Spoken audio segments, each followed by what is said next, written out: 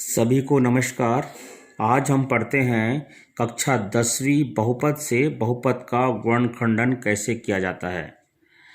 उसके अंतर्गत सबसे पहले देखते हैं उभयनिष्ठ निकाल कर गुणनखंड प्राप्त करना, यानी कि ज्ञात करना। उभयनिष्ठ निकाल कर गुणनखंड कैसे प्राप्त किया जाता है। उसके लिए एक सवाल को लेते हैं। प्रश्न है 12x धन 4x स्क्वायर का गुणनखंड कीजिए। ठीक है, अब देखिए ये हमने हल किया, 12x प्लस 4x स्क्वायर लिख दिया। अब देखिए, अब हमको ये चेक करना है कि हमारे पास यहाँ दो पद है, एक पद ये कहलाएगा, दूसरा पद ये कहलाएगा। मतलब दोनों पद में कॉमन क्या है, दोनों पद में उभयनिष्ठ क्या क्या है, उसको हम कोष्टक करके बाहर निकालेंगे। उसके लिए देखते हैं। ये हम देखो, यहाँ ध्यान समझो, यहाँ पर 4 दिया हुआ है। अब कोशिश ये करो कि क्या ये 4 यानी कि 4 से भाग जा रहा है। हाँ, जाएगा 4 से भाग, मतलब 4 के 12 होता है। तो हम इस 12 को 4 गुणित 3, 4 तिया 12 हो रहा है। तो हम इसको 4 गुणित 3 लिख सकते हैं। x का ही x हो गया। ये पूरा एक पद है, एक पद को इस तरह से लिख दिए, प्लस का प्लस, ये 4 का 4 लिखिए। x का घात 2 है, मतलब x को 2 बार गुणा। ठीक है, x का 2 बार गुणा। अब ध्यान देखिए, इस ये एक पद है, एक पद ये है। दोनों पद में कॉमन क्या है, उभयनिष्ठ क्या है, सेम क्या है, एक ही समान के चर या अचर क्या है, उसको हम बाहर निकालते हैं। मैंने एक ब्रैकेट दिया। अब ब्रैकेट के बाद देखिए, यहाँ 4 है, यहाँ भी 4 है। 4 को मैंने बाहर निकाल दिया। ठीक है, उभयनिष्ठ है, दोनों बाहर निकल गए। यहाँ 3 है, यहाँ 3 नहीं है, तो बाहर नहीं निकलेगा। x है, यहाँ भी x है, तो दोनों x में से एक x को बाहर निकाल दिया। ये वाला निकल गया। देखिए, ये 4 निकल गया है, ये 4 दोनों में जो कॉमन है, दोनों में जो सेम है, समान है, उसको बाहर निकाल दिया।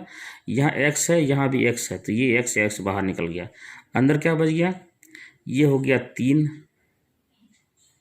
ये 3 बचा ना, 3 प्लस का प्लस, ये तो निकल गया बाहर, ये भी निकल गया, x बच गया।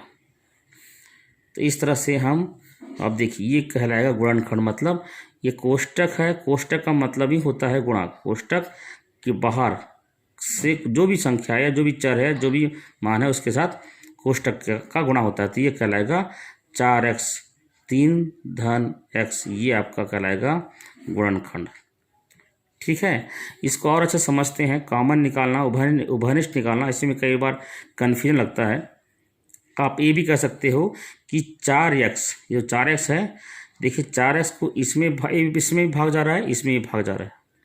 देखिए ध्यान समझिए, जो 4x है, देखिए ये है, जैसे ये पहला पद है, ये दूसरा पद है।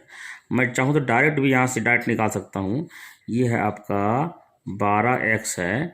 12x में कॉमन कौन सा है, ये 4x है ना। 4x भाग जा रहा है, हाँ भाग, एक x कट गया, 4 तिया 12, 3 आया, 3 मैंने उतार दिया। फिर प्लस का प्लस, फिर देखिए 4x स्क्वायर है, 4x स्क्वायर है, बट कॉमन क्या निकला, 4x। ये हो गया 4x बाहर निकला, 4 कट गया। इसमें से देखो, यहाँ x 2 है, यहाँ x 1 है, तो एक ठन x कट जाएगा, एक x बच जाएगा, एक x मतलब ये वाला 1 बच गया।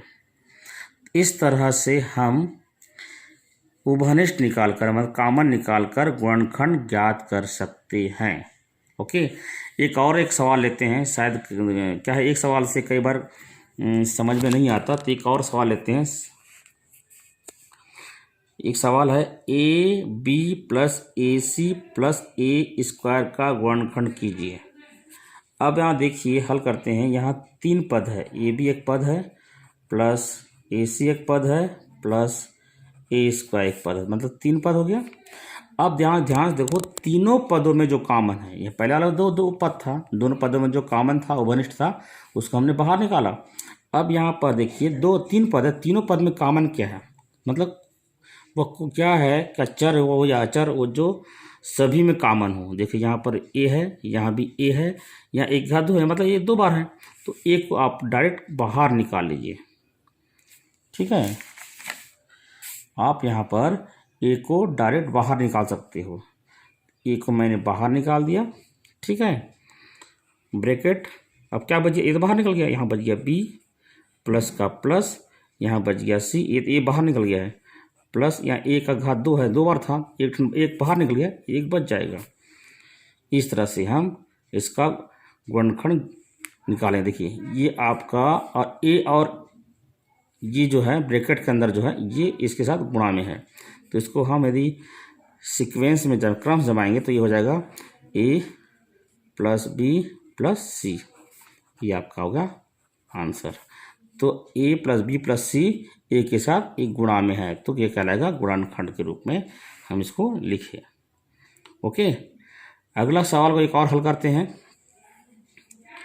2x की घात 3 धन 4x का गुणनखंड कीजिए। अब यहाँ पर भी देखिए हमने इस सवाल को उतारे, 2x की घात 3 प्लस 4x। ओके, अब यहाँ पर ध्यान से समझिए कि दोनों में कॉमन क्या है, मतलब कॉमन का मतलब इसमें भी भाग जाएगा, इसमें भी भाग जाए, उसको हम कॉमन बोलेंगे। 2x घात 3 में भी भाग जाना चाहिए और 4x में भी भाग जाना चाहिए, उसको हम कॉमन बोलेंगे। अब आपको सोचना है, देखिए 2 तरीका है जो मैं पहले बताया था, इसको हम अलग अलग फैलाकर बाहर निकाल सकते हैं या डायरेक्ट भी निकाल सकते हैं। चलिए, कई लोगों को समझ में नहीं आता, उसको हम पहले फैला देते हैं। ये 2 है, ये 2 गुणित x 3 बार है, x गुणित x गुणित x 3 बार हो गया, तो ये पहला पद हो गया, यहाँ से यहाँ तक पहला पद हो गया, ठीक है।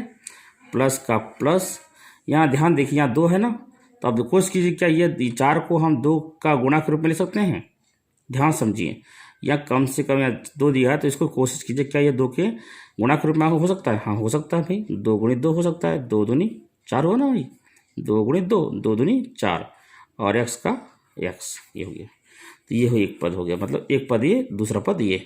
अब कॉमन निकालना, जो सेम है उसको बाहर निकाल दो।